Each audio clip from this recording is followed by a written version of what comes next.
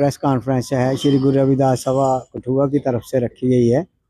ये प्योरली उसी इशू पर है जो नौशहरा में हुआ। वहाँ कुछ समाज के जो बहुत कम होते हैं ऐसे समाज में लोग जिन्होंने और डॉक्टर भीमराव अंबेडकर पर कुछ ऐसे शब्द का इस्तेमाल किया है जो बहुत सारे मैक्सिमम लोगों के आस्था को उसको ठेस पहुंचाते हैं। ऐसा कभी नहीं होना चाहिए कि देखो हमारा जो संविधान है ना वो सभी को इजाज़त देता है, सभी धर्मों को आज़ादी देता है। उसमें ये नहीं है कि हम मुसलमानों को बुरा कहें, हिंदू मुसलमानों को बुरा कहें, मुसलमान हिंदुओं को बुरा कहें।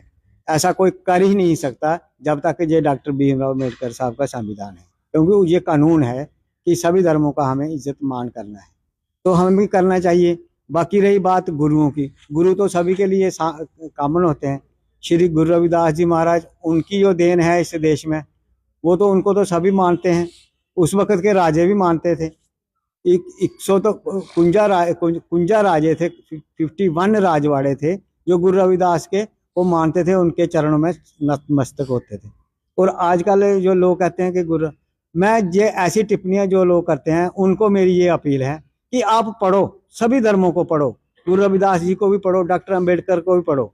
जिसने गलत किया है उस पर कोई टिप्पणी करो, अगर उन्होंने गलत किया तो करो, हम नहीं इतराज करेंगे इसका, मगर उन्होंने कुछ गलत कहा ही नहीं है।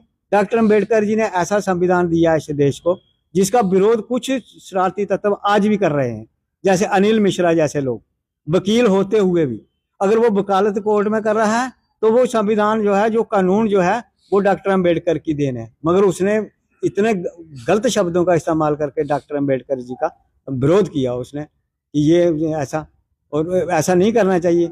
वो क्या पढ़ा लिखा है? सनातन क्या है? हम सनातन, हम भी मानते हैं सनातन, हम नहीं सनातन को मानते क्या? जो उसमें अच्छाइयाँ उसको हम मानेंगे, जो उसमें बुराइयाँ उनको हम नहीं मानेंगे। डॉक्टर अंबेडकर ने ऐसा संविधान दिया जिसने 75 साल तक आज़ादी के बाद इस देश को, मुस्लिमों को, हिंदुओं को, क्रिश्चियनों को, बुद्धिस्टों को, सिखों को, सभी को बांध के रखा हुआ है।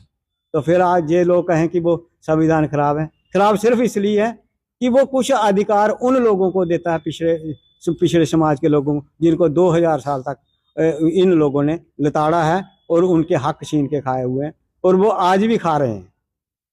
वो 3.5% लोग हैं जो हिंदू राष्ट्र की डिमांड कर रहे हैं। और हिंदू राष्ट्र क्या है? हिंदू राष्ट्र मतलब ब्राह्मण राष्ट्र है, और ब्राह्मण राष्ट्र मतलब क्या है? वर्ण व्यवस्था है। तो वर्ण व्यवस्था का मतलब है कि मनुवाद है। तो मनुवाद है तो समझो कि उसमें ऊंच नीच सब कुछ है, उसमें ये शेड्यूल कास्ट भी चलेंगे, तो वो ब्राह्मण भी चलेंगे, राजपूत भी चलेगा, ये सारा कुछ चलेगा उसमें। तो वो ये ऐसा राष्ट्र बनाओगे अगर, तो फिर क्या होगा? हम इसके हक में नहीं है। और SC ST OBC अगर हिंदू होते तो उनके लिए डॉक्टर अंबेडकर संविधान में अलग से अधिकार नहीं रखते। तो मैं इतना ही कहूँगा कि ये देश जो है ये धर्मनिरपेक्ष देश है, और इसको धर्मनिरपेक्ष रहने दो, और लोगों को प्यार से, हर जगह लोग प्यार से रहते हैं, उनको तंग मत कीजिए। मैं इतना ही कहूँगा। जिन शरारती तत्वों ने देखो, प्रशासन को अपना कानून के मुताबिक उसको उसके ऊपर एक्शन होना चाहिए। जब इधर जो अब कोई हमारा बच्चा कोई भी थोड़ा सा भी कोई गलत बोलेगा तो उसके ऊपर PSA लगा देते हैं, लगाया हुआ है। हमारा एक लड़का है, उसके ऊपर PSA, उसने कौन सा गलत, अब कोर्ट में केस चलाओगे तो उसने इतना ही कहा है कि राम जी दशरथ के लड़के हैं, भगवान नहीं मानता मैं। अगर वो नहीं मानता है भगवान, तो कोई दूसरा कौन होता है कि जबरदस्ती किसी को कहे कि तू इसको भगवान मान। अब मुसलमान राम को नहीं मानते हैं तो उनको क्या जबरदस्ती कहोगे ये बोलो जय श्री राम? जब मुसलमान अगर कहेंगे कि हिंदुओं को कि बोलो अल्लाहू अकबर, तो क्या वो जबरदस्ती कोई बुला सकता है क्या हिंदुओं से कोई अल्लाहू अकबर? ऐसा नहीं होता है। तो मैं इतना ही कहूँगा, ये देश धर्मनिरपेक्ष देश है और इसको धर्मनिरपेक्ष रहने दो। अपने अपने धर्म को जो भी मानता है वो माने, हम भी अपने गुरुओं को मानते हैं, हमें भी पूरी आज़ादी है मानने की, हमें ये अधिकार हमारा संविधान देता है। मैं आज इतना ही कहूँगा। जय भीम, जय भारत, जय हिंद। जय गुरुदेव, जय भीम। हम यहाँ आज ये प्रेस वार्ता कर रहे हैं, जो नौशहरा में जो कांड हुआ है ये, उसके बारे में हम उसकी बहुत निंदा करते हैं कि कुछ शरारती तत्वों ने गुरु रविदास जी महाराज और डॉक्टर बाबा साहब अम्बेडकर के बारे में जो अभद्र टिप्पणी की हैं उसको हम कंडेम करते हैं, उसकी निंदा करते हैं। और ये बिल्कुल अशोभनीय चीज़ है ये, और हमारे कौमी भाईचारे के खिलाफ है। हमें ऐसा नहीं करना चाहिए। जो जिन शरारती तत्वों ने ये किया है उनके खिलाफ कार्रवाई होनी चाहिए। और हम सबसे ये अपील करते हैं कि जो धर्म हमें ये नहीं सिखाता कि आपस में बैर रखना, इकट्ठे होकर चलें, किसी धर्म के खिलाफ ना बोलें, किसी महापुरुष के खिलाफ ना बोलें, और सबको साथ लेके चलें, सबका विकास हो। ये हमारी यही कामना है। और हमारे जो गुरु जी हैं उन्होंने भी यही कहा, ऐसा चाहूँ राज में जहाँ मिले सबन को अन्न, छोट बड़े सब बसे रविदास रहे प्रसन्न। और ये उन्होंने आज से 650 वर्ष पहले कहा था, और उसी सोच को लेकर हम भी चल रहे हैं कि सबको साथ जोड़ के चलना है। ये नहीं है कि वो उस धर्म का है या उस धर्म का है और उसको गाली देना, ये अच्छा नहीं लगता। ये हमारे भारत की संस्कृति नहीं है।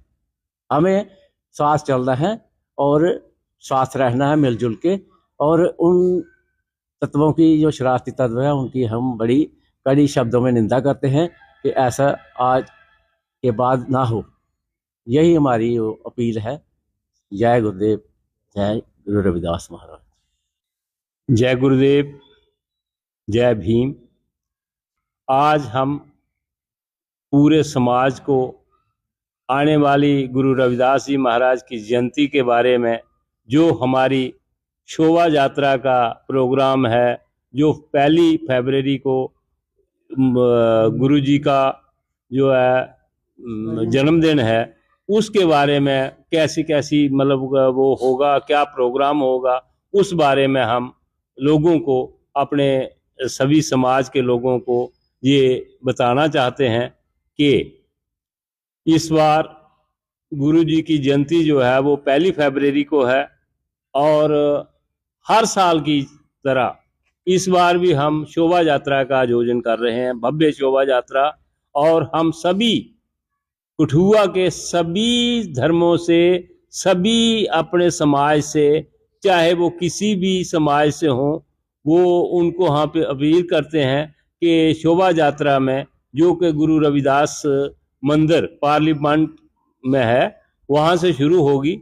और उसमें हमारे पठानकोट के श्री गुरु गुरदीप गिरी जी महाराज जो है उसका शुभारंभ करेंगे और उसको हरी झंडी देंगे। हम अपील करते हैं कि सारे समाज के लोग उस दिन हमारी शोभा यात्रा में, गुरु जी की शोभा यात्रा में इकट्ठे होकर हम सब मिलजुल कर उस शोभा यात्रा की शोभा बढ़ाएं। और हमारा अपना समाज जो है वो उस दिन, हम अपील करते हैं कि उस दिन सभी छुट्टी करें। कोई दुकानदार है वो भी उस दिन छुट्टी करे और शोभा यात्रा में शामिल हो। उसमें ऐसा प्रोग्राम होता है कि हम शोभा यात्रा के बाद इधर लंगर की व्यवस्था भी होती है। तो वो 27 तारीख को है, बच्चों को छुट्टी होगी। तो हम बच्चों के पेरेंट्स को अपील करते हैं कि सारे बच्चों को भी साथ लाएं शोभा यात्रा में और गुरु जी की खुशियां प्राप्त करें। और 1 फरवरी को जो जहां पर प्रोग्राम होगा, हाँ एक बात मैं भूल गया कि उस दिन, जिस दिन शोभा यात्रा है 27 जनवरी को, उस दिन स्वामी गुरदीप गिरी जी महाराज प्रवचन भी करेंगे शोभा यात्रा शुरू होने से पहले। तो सारे ही उनके प्रवचनों का आनंद लें और उनके मार्गदर्शन में हम शोभा यात्रा निकालेंगे। और 1 फरवरी को सभी जो है वो समाज के लोग और अपना समाज जो है वो इकट्ठा होकर जहाँ श्रद्धांजलि भी देगा, गुरु जी की श्रद्धांजलि देंगे और पुष्प अर्पण करेंगे और गुरु जी को की शिक्षाओं पर सभी जो है वो रोशनी डालेंगे। तो सत्संग भी होगा और उसके बाद जो है गुरु का लंगर होगा। हम सब से अपील करते हैं कि मिलजुल कर सब आपसी मतभेद बुलाकर सभी इकट्ठे होकर इस प्रोग्राम को सफल बनाएं और गुरु जी की खुशियां प्राप्त करें। जय गुरुदेव, जय श्री गुरु रविदास।